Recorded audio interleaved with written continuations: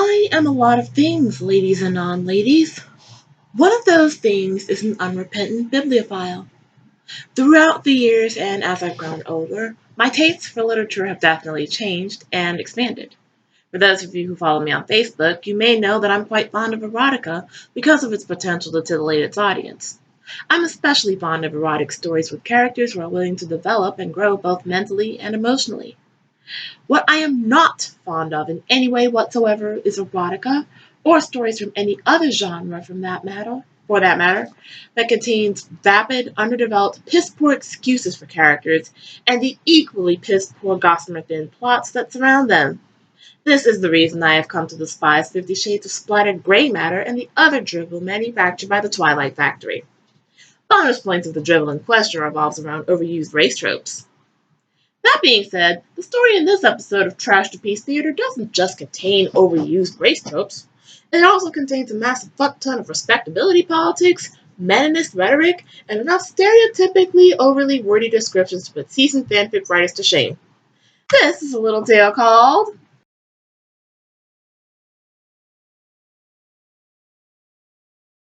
Sliding My Long and Thick Uncircumcised Black Dick into the widening asshole of a chubby, dark-skinned black woman, a strange thought enters my consciousness.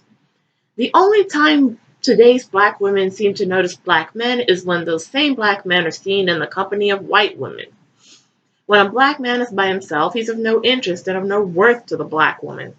Handsome, educated, single black male professionals receive no love from black women, no matter how hard they try. Why is that? I don't know. And what an odd time for me to be thinking about this. The name is Stephen Voltaire, a big and tall, openly bisexual West Indian American college student, writer, and human activist living in the city of Champion City, Massachusetts. Try to fit all of that onto a business card, why don't you? Right now, I'm butt-fucking a certain slut named Rhonda St. George in the basement of my Seventh-day Adventist church. It's a late Saturday afternoon. The service is over, and the two of us are the only people left in the building. Rhonda is the biggest slut I know, literally and figuratively. She's around 5'11" with huge tits, wide hips, and a very heavy-set body and a gigantic ass. We're talking about more than 70 inches of thick black ass on this 270-pound chubby black mama. How lovely. We're only 2 paragraphs in and the pretentiousness is already reaching the top of the charts. However, I'm curious about a few things. First, what is this Champion City, Massachusetts? Is it supposed to be a real city?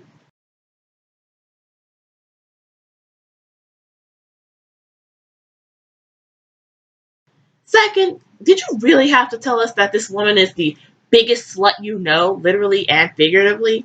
And third, has anyone ever told you that it's considered proper to reveal a lady's weight? Or is it her age? Or both? Let's get on with this before my brain implodes this early. I have been staring at Rhonda St. George's big black ass all morning. I arrived at the West Indian Seventh-day Adventist Church of Champion City early, around 10:30 in the morning. There are lots of black women with big butts in the church. Black chicks in their 20s with thick rumps and middle-aged black women with huge round asses. That way, the women didn't notice me checking them out because their attention was clearly focused elsewhere. Oh my god. The fetishism. The fetishism is strong with this one. Also, remember those stereotypically wordy descriptions I warned you about in the beginning? The following paragraph contains those. So you might want to grab whatever drink is near you and take a sip every time you hear one. Oh, Lord. A light-skinned West Indian American man came to the church with his lady, a blonde-haired white woman, along with her blonde-haired white female friend, her silver-haired mother, and her curly-haired, tight-lipped, middle-aged white man of a father. What the fuck is that supposed to... Is that supposed to... Ugh. Oh, and their daughter, a half-black, half-white individual, was also present. That day, even though they just simply sat there just like everybody else, silently I might add, they were the center of attention. We don't get a lot of white visitors at the all-black church that I'm not even going to mention because, seriously, it's just so irrelevant. The light-skinned West Indian American man with a white wife was a lawyer, an accomplished professional, and a pillar of the local community. And you know all of this how? Did you speak with him before? Have y'all had a conversation? Or you just said that you just said that you don't get a lot of white visitors. And we're supposed to believe that this guy's supposed to be a pillar of the community? Just off of your description alone? The black woman in the church gave him 30 looks as he sat there with his white wife, her equally white parents, and their half-white daughter. Redundancy. It's also strong with this one. I'm almost completely indifferent. You see, I don't care if white people visit the black church as long as they behave themselves and don't make a mockery of our sacred practices. We don't go into their churches and mess things up, so they better not mess things up in our church. Seems only fair. I also don't care if black male professionals marry white women instead of black women. Why do so many black men date outside of the race?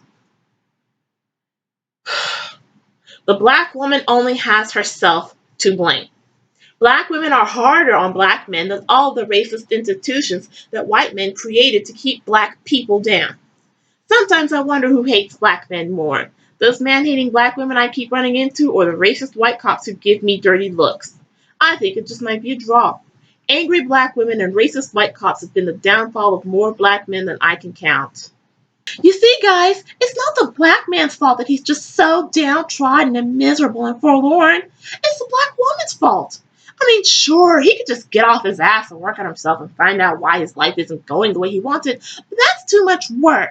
Instead, let's just blame the women for our self-imposed, mind you, problems and continue to overshadow them in all important issues. The undying hatred black women feel for white women is something I find quite funny. I heartily wish I could meet a black woman who was smart, educated, confident, and decent. A black woman who doesn't hate black men. A black woman without man-hating lady friends who twist her views of the world. A black woman who doesn't feel the need to completely dominate a brother's life. One who lets a man have some breathing space. A black woman who doesn't lash out verbally or physically at a brother whenever she doesn't get her way. Yeah, if there are any black women like that out there, let me know. I'll move to their village, town, city, state, country, or whatever. You'll have to understand my skepticism regarding the so-called undying hatred from black women toward white women. I can understand resentment, considering the fact that getting a white woman has been touted by the black community as the ultimate revenge against the white race. And as for these standards you've set for yourself, no one's stopping you from having them, of course, but just prepare yourself for a shit ton of disappointment when the woman you're looking for doesn't exist. These next two paragraphs are chock full of wordiness, stereotypes, and the beginning of the aforementioned meninist rhetoric. Oh, and it has a foolproof formula for black women to keep their black men. Want to know what it is? Here goes. Yeah, the ceremony rolled on. The white family and the West Indian men who married the white women left together before the service ended. I'm pretty sure I heard the black women breathe a sigh of relief when the black man who married the white woman exited with his white wife, their biracial daughter, and the white wife's very wife's parents.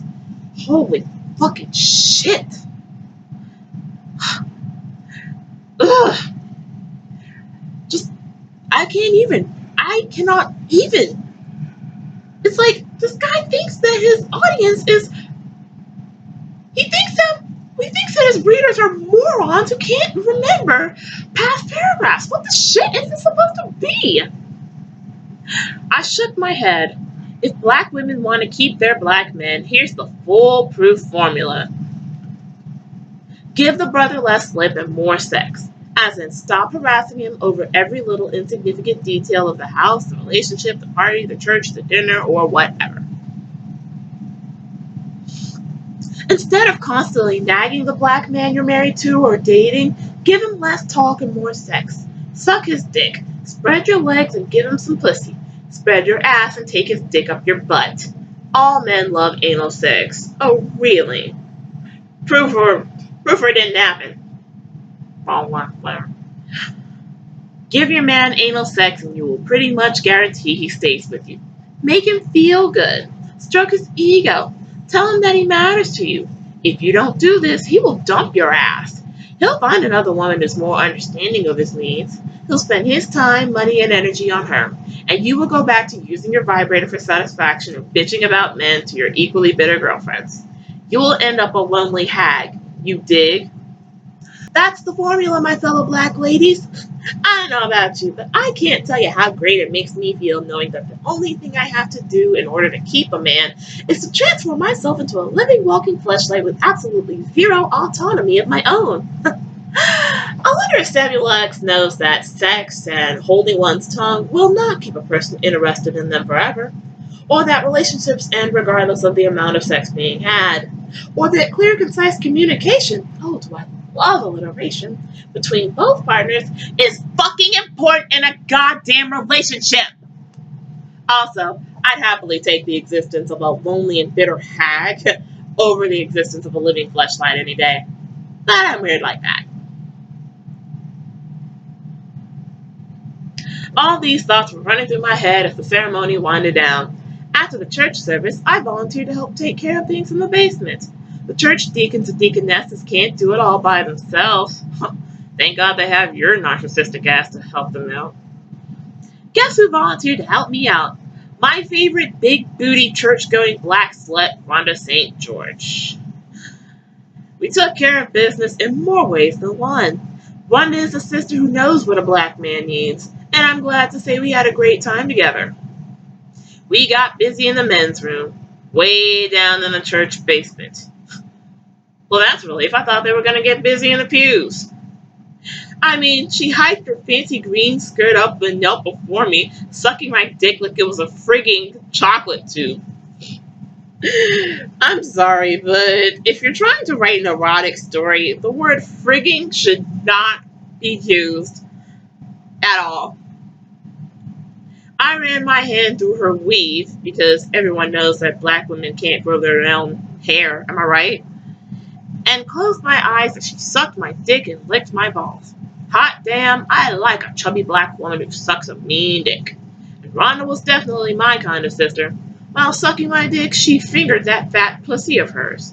After she got done licking me, I laid her on the floor, she didn't care, and gave her snatch of good licking. I don't normally enjoy licking pussy, but Rhonda was one freaky sister, and I wanted to taste her quite badly. So we finally get to the sexy fun parts. Or rather, the imitation of sexy fun parts. The first paragraph is completely forgettable, but the second one really drives his narcissism home. Especially at the end, wherein he claims his dislike of eating pussy, but makes exception for her because of her freakiness. Look, guys, if you don't like the idea of cunnilingus, that's fine. However, don't be surprised when your SO won't fillet you. Oral sex for me, and most women, goes both ways. If I ain't receiving, I ain't giving. Rhonda St. George had a sweet-tasting pussy, but it's her ass that I wanted. I put the big black woman on all fours and spread her ass cheeks wide open. I breathed in the scent of her ass, then started licking and fingering her asshole. She loved that. After a while, she was begging me to fuck her in the ass. I pressed my cock against Wanda's asshole and pushed it inside.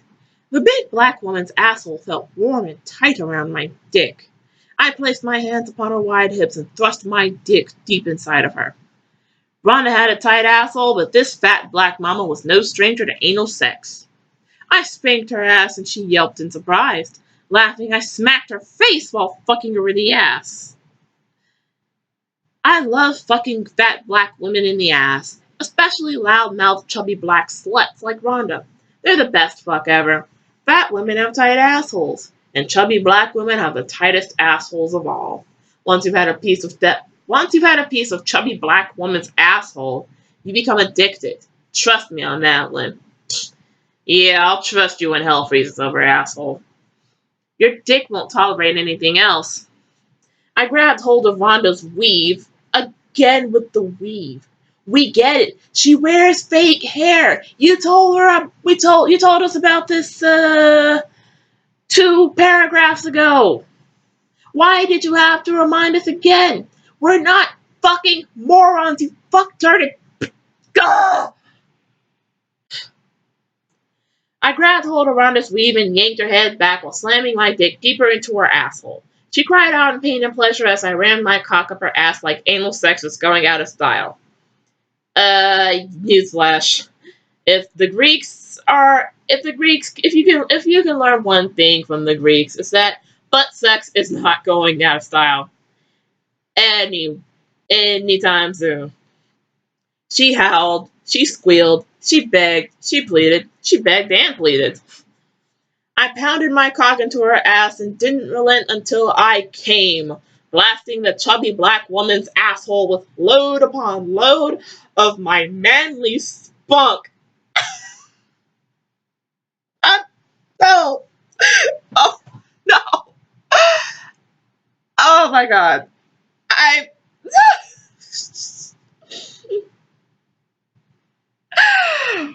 Okay, apart from the cringeworthy usage of dialogue, I still can't wrap my head around anal sex supposedly being the be all and end all of sex acts. I have to imagine that it can't be different from vaginal sex, right? And for those of you getting ready to type something like, but Lissa, anal sex is different from vaginal sex because it requires lube and patience. Vaginas already lube themselves. Plus, it's butt sex. Who doesn't love butt sex?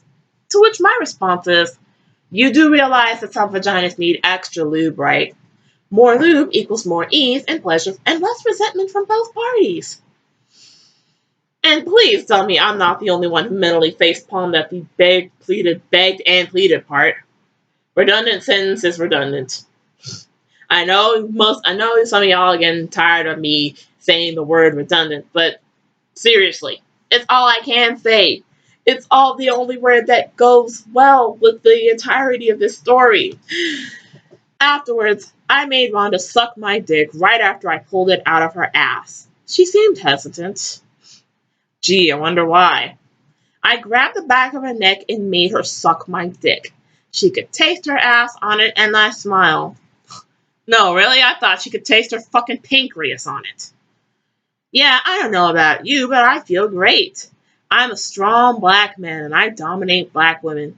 It's the way the world should be. Word up. After this experience, Wanda became addicted to my cock. She craves butt fucking now. Of course she does. She's nothing more than a living fleshlight. She doesn't have a personality of her own because she just exists to boost this asshole's ego. I dial her up 3 times a week when I want some ass. She's become docile and pliant, the way a black woman should be. Can I get an amen? Yes. No. No, you most certainly cannot get an amen. Especially not from me. Dear Samuelx, you are anything but a strong black man. You are little more than a shell for a pathetic, sniveling man-child who uses race and sexuality tropes as a means to overcompensate for his lack of personality and or empathy. At the end of the day, black women are not shedding a single tear over the likes of you. We have other things to worry about, like chatting with our girlfriends about which adult stores have the best quality of vibrators, and our disbelief over the idea that black men such as you expect us to give up our ambitions, our dreams, our womanhoods for the sake of keeping some human leech around. Why? So we can have the oh so wonderful privilege of having a man? I don't know about you, but that doesn't make me feel great. It just makes me want to buy stock in KY Jelly, Ben and Jerry's, and then Energizer batteries. So anyhow, that concludes this week. That concludes this episode of Trashterpiece Theater. If you have any ideas about any crappy lemons, fanfics in general, or regular literature in general that I should take a look into, just let me know in the comments below. And as always, I'm Lissa Shell, and I will see you in hell. Peace.